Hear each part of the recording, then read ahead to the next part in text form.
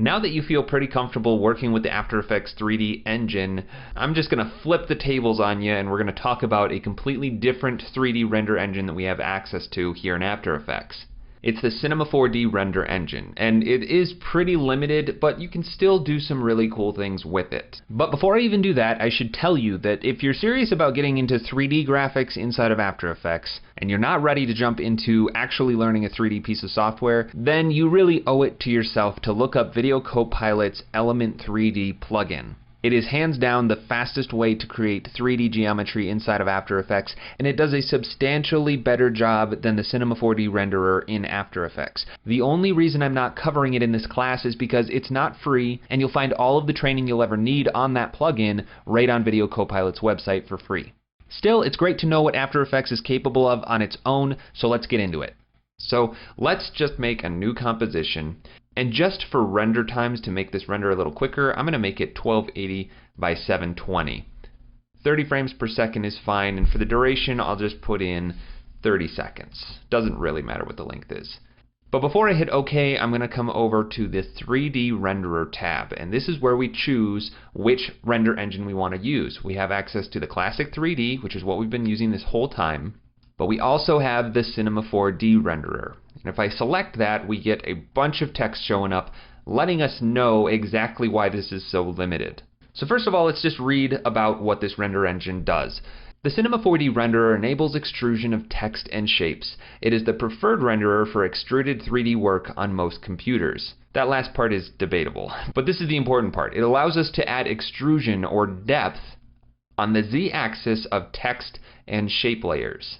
And if we look at this column right here that says enabled, we can see extruded and beveled text and shapes. So we're going to take a look at that. We also have access to reflections, true reflections in 3D space, which is great. Curved footage layers, which is very useful in certain situations. A footage layer is basically a non-vector layer. So text layers and shape layers are both vector, but footage layers are things like solids or actual video footage, still images, things like that. Material overrides on text and shape bevels and sides, which will make a lot more sense in a little bit. Environment layers in reflections only. And pre-comp depth pass with channel effects. And that's a really advanced topic. It's probably not something we're going to touch in this class. So that's all great. These are all new things that we get in the Cinema 4D render engine that we don't get in the standard one. But check out this disabled column. This is kind of why the Cinema 4D renderer is such a letdown in After Effects, at least in its current state. We don't have access to blending modes using the Cinema 4D renderer, so no setting things to multiply or screen or overlay or any blending mode. We can't use track mats, so there's no way to mat one layer using another layer. We don't have access to layer styles, so we can't add inner shadow to objects or a stroke to the outside of them. We don't have access to masks and effects on continuously rasterized layers, text and shape layers, or collapsed 3D pre-composition layers.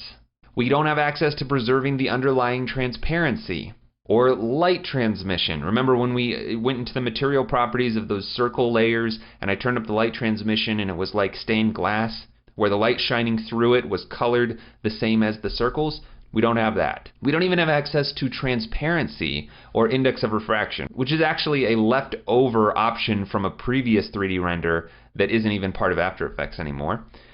We can't tell a layer to only accept shadows, which means we can't make a shadow catcher. You will always be able to see whatever object is catching that shadow. And these last two are killer. We don't have access to motion blur or depth of field. Now these are two things that you can reproduce using other methods, but it's just really frustrating that we can't just enable the motion blur switch, turn on the camera depth of field, and have it render the way that it does in the classic renderer. So switching to the Cinema 4D renderer does give you access to a lot of really cool things, but the trade-off is huge. You are losing a lot of things that you probably use on a regular basis in the standard 3D renderer. Okay, now that we've kind of gotten the overview of that, before I hit OK, I just want to click on this Options button to show you that we have some render setting options. I'm going to say this right now, the Cinema 4D renderer is stupidly slow inside of After Effects because it's way more render intensive. All 3D software is. And After Effects isn't really designed for giving you a 3D workflow. Typically, when you're working in 3D, you're previewing it at a very primitive state with very low resolution texture previews, and you're making a bunch of edits without seeing what the final looks like, and then doing a preview render to see how it looks. In After Effects, it's constantly giving you what the final render will be. You can lower the quality settings. We've already seen that you can do things like disable the motion blur, turn on Draft 3D to turn off the depth of field, but the Cinema 4D renderer takes it to a whole nother level. It's very, very render intensive, and your machine honestly may not even be able to handle it. My current machine can hardly keep up with it, but I am on an iMac from 2013, so it is a little old.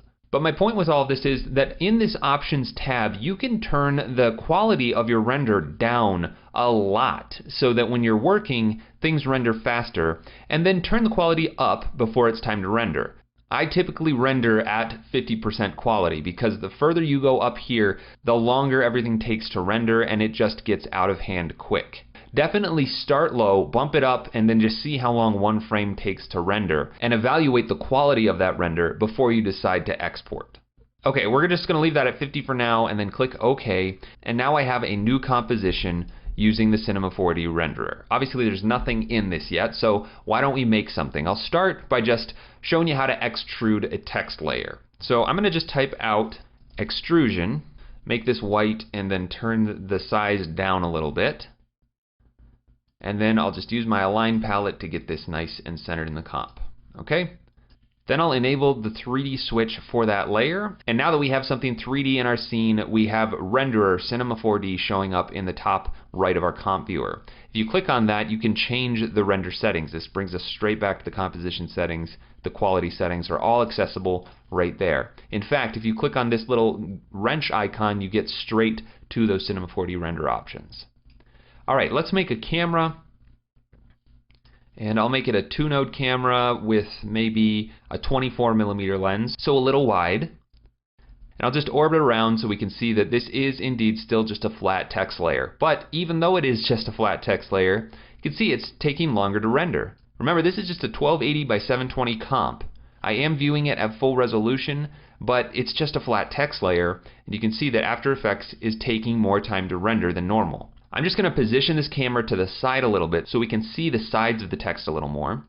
And then I'm going to open up the layer properties and get down to the geometry options. This is no longer grayed out because we're using that Cinema 4D renderer.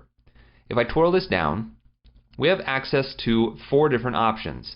The first one that you need access to is at the bottom of the list, which is weird to me, but that's what we need to focus on first, the extrusion depth. Currently it's set to 0, so we have a flat text layer. It's 2-dimensional. But if I click and drag this out, you see that we now have some depth to that text. Now it kind of just looks like a solid block here because everything is 100% white. So let's add a light to our scene and see what happens. I'm going to go up to Layer, New, Light. And all of the lights are exactly the same as the classic render engine. So I'm just going to make a point light, intensity 100, white, that's fine. We'll leave fall off and cast shadows off for now.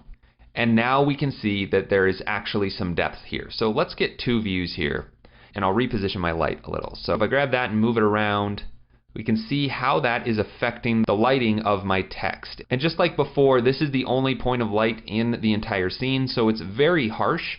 So why don't we add an ambient light as well? Make a new light, change it to ambient, and maybe set the intensity down to 35.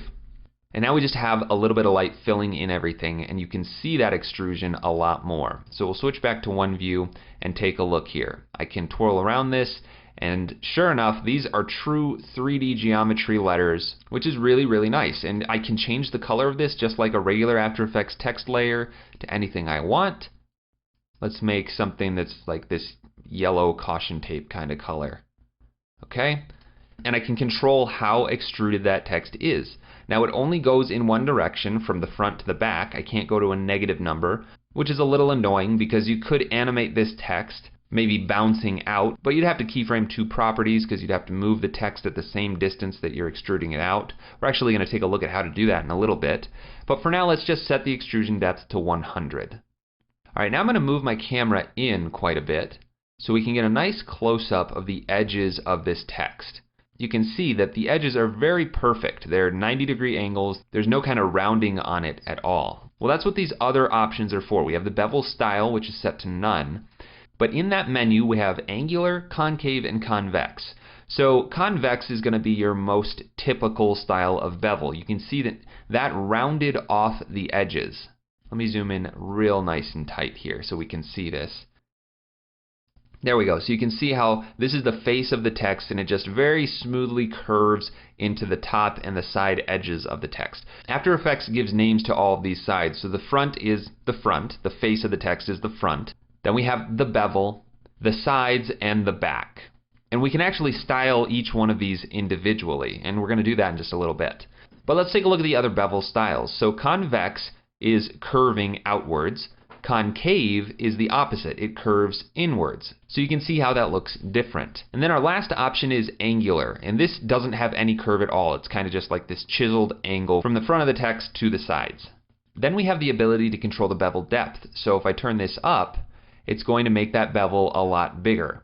Now it's leaving the face of the text exactly the same as if it wasn't a 3D layer. It's not changing anything about that. Instead, it's changing the extrusion, basically, how wide that bevel goes beyond the face. And you can see that because my text was pretty close together, that bevel is now pushing each character into each other. So at this point, if I wanted a bevel that big, I would need to increase the tracking so that these letters aren't running into each other.